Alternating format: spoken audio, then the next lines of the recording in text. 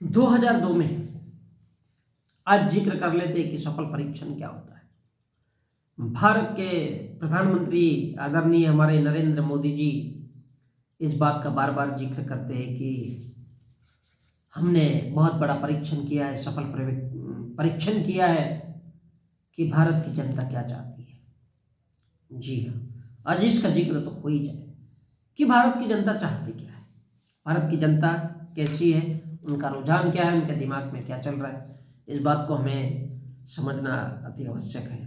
तो वो बार बार बात करते हैं सफल परीक्षण, अर्थात हम अगर देखते हैं 2002 में गुजरात में दंगे हुए, अभी हम लोग ये भी जानते हैं कि किसके शासनकाल में हुई है, तो ये कोई बड़ी बात नहीं है, आश्चर्य नहीं है।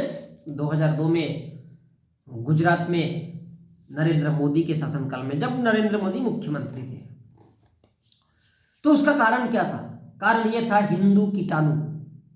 अब सच्चाई ये है कि साला न तो हिंदू कोई धर्म है, न हिंदू कोई परिभाषा है। हिंदू क्या है? एक आतंक है जहां पर लोगों को हत्या करने की इजाजत दी जाती है। हिंदू का इससे बड़ा कोई अर्थ नहीं। हिंदू का अर्थ है ब्राह्मणों द्वारा दी गई गाली। ये साले सुअर के जैसे नीच, ये गाली भारत के मुस्लिमों द्वारा भारत के ब्राह्मणों को दी गई गाली है। तो ये हिंदू एक प्रकार से कीटाणु ही हुआ। अब देखा जाए तो समझ में आता है कि हिंदू नाम के लोग पागल हैं। भारत के लोग हिंदू नाम के पागल हैं, हिंदू नाम के दीवाने हैं। हिंदू बोल दो, कुछ भी काम हो जाएगा। जो हत्या कर सकते हैं और जो हत्या करवा सकते हैं वो लोग हिंदू हैं। दंगे करवा सकते हैं, जो दंगे कर सकते हैं, जो इन्वॉल्व हो सकते हैं दंगों के लिए, जी वही हिंदू है। तो हिंदू का अर्थ इसका क्या हुआ? आतंक, आतंकी, क्रूर, राक्षस। क्योंकि हिंदू नाम का भूत जब जनता पर चढ़ता है, भारत की जनता पर चढ़ता है, तो वह इंसान भूल जाता है कि वह इंसान है या जानवर। इसलिए कहा जाता है गर्व से कहो हम हिंदू हैं, हम हिंदू जगाने आए हैं, हम हिंदू जगा के जाएंगे। अब साला हिंदू कौन है? किसी जानवर का नाम है, किसी कुत्ते का नाम है, किसी बिल्ली का नाम है? हिंदू जी नहीं। तो भारत में 2002 में जब गुजरात में दंगे हुए हिंदू और मुस्लिम के, तो नरेंद्र मोदी की ताकत 100 गुना बढ़ गई। अब वो नरेंद्र मोदी कौन है? आरएसएस का प्रचार करता, आरएसएस का कार्यकर्ता। और जब कोई किसी भी चीज का कार्यकर्ता होता है तो कार्यकर्ता अपने पेट पालने के लिए अपना सारा जीवन खपा देता है। इसलिए नरेंद्र मोदी बोलते हैं कि मैंने भीख मांगकर खाया। दरअसल वो भीख मांगकर नहीं खाया है। आरएसएस के लिए जो गुंडा मवाली गिरी होती है, जो दादागिरी होती है, वो काम नरेंद्र मोदी ने किया है। तो जो हिंदू नाम का भूत है वो लोगों पे चढ़ जाता है, इंसान भूल जाता है कि वो इंसान है या जानवर। तो ये जो गुजरात दंगों में ये जो दिखाया गया हिंदू और मुस्लिम, इस थ्योरी को मोदी की, इस थ्योरी ने मोदी की ताकत बढ़ाई। अब ये थ्योरी क्या थी? हिंदू को मुस्लिम से लड़ा दो। हिंदू को जब मुस्लिम से लड़ा देंगे तो कीड़े मकोड़ों की तरह हिंदू मुस्लिम से लड़ता रहेगा और मुस्लिम हिंदू से लड़ता रहेगा। क्योंकि धर्म उसका भी है, धर्म इसका भी है, दोनों भी मानते हैं कि धर्म है। और भारत के जो ओबीसी, एसटी और एससी के लोग हैं, अर्थात अन्य पिछड़ा वर्ग, अनुसूचित जाति और जनजाति के लोग, यदि भारत के लोग खुद को हिंदू मानने लगे और मुस्लिमों से नफरत करने लगे, इन दंगों ने यही सिखाया 2002 के, इसके अलावा कोई भी शिक्षा नहीं है। लोग मरे होंगे, कटे होंगे, इससे कोई लेना देना नहीं है। तो ओबीसी को लोगों को लगा, ओबीसी के लोगों को लगा कि हम साला हिंदू हैं। अब उसके साथ साथ एसटी के लोगों को लगा हम भी हिंदू हैं, और अनुसूचित जाति के लोगों को लगा हम भी हिंदू हैं। क्यों हिंदू हैं? क्योंकि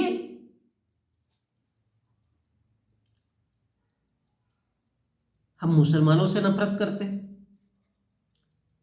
और ये सारे के सारे जब खुद को हिंदू समझेंगे तो डेफिनेटली वो भारत के मुस्लिमों से नफरत करेंगे, भारत के मुसलमानों से नफरत करेंगे। क्यों? क्योंकि जो मुसलमान है वो मुट्ठी भर है, तो फिर जीत किसकी होगी?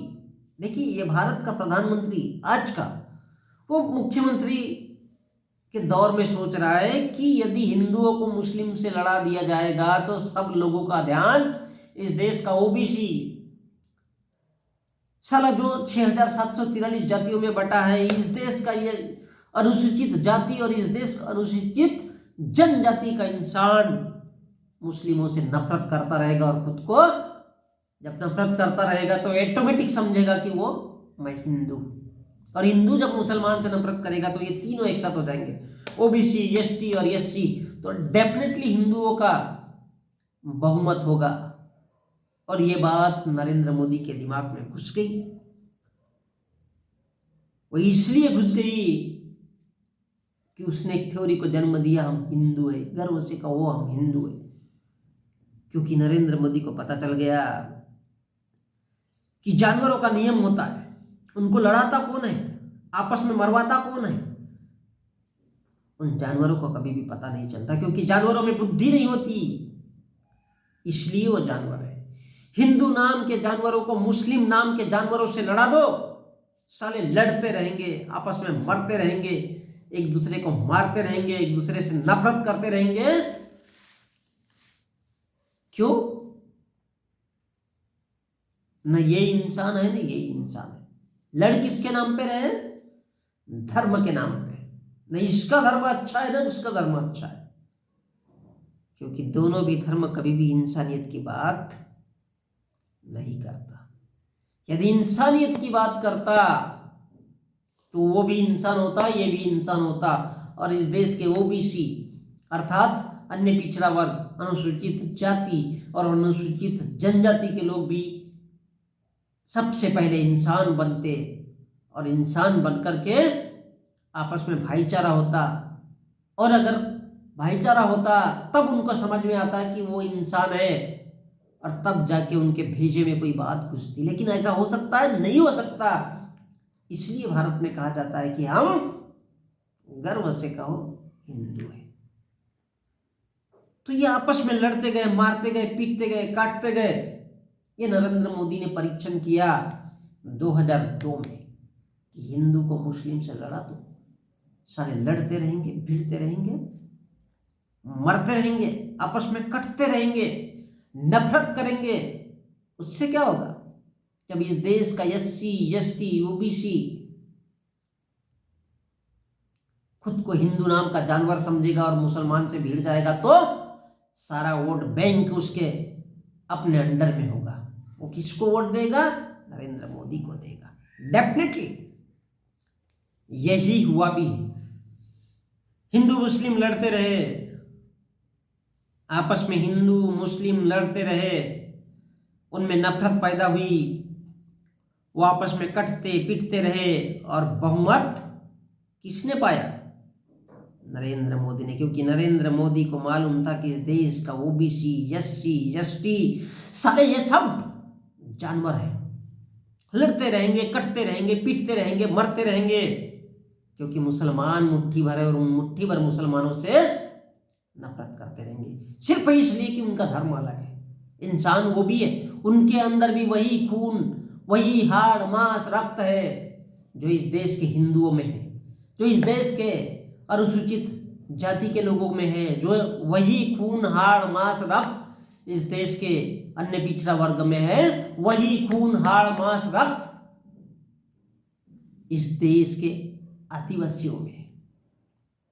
लेकिन कभी कोई किसी से बात कर सकता है? नहीं कर सकता, क्योंकि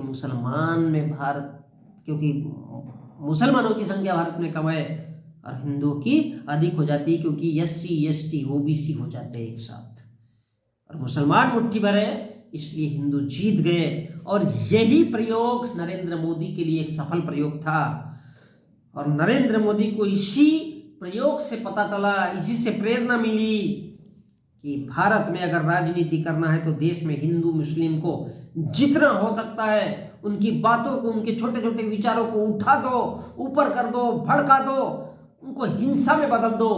साला ये देश फिर तुम्हारा है। किसका तुम्हारा? हिंदुओं का है।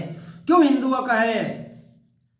क्योंकि जितनी ज्यादा नफरत फैलाई जाएगी उतनी बड़ी सफलता इस देश के हिंदुओं को होगी।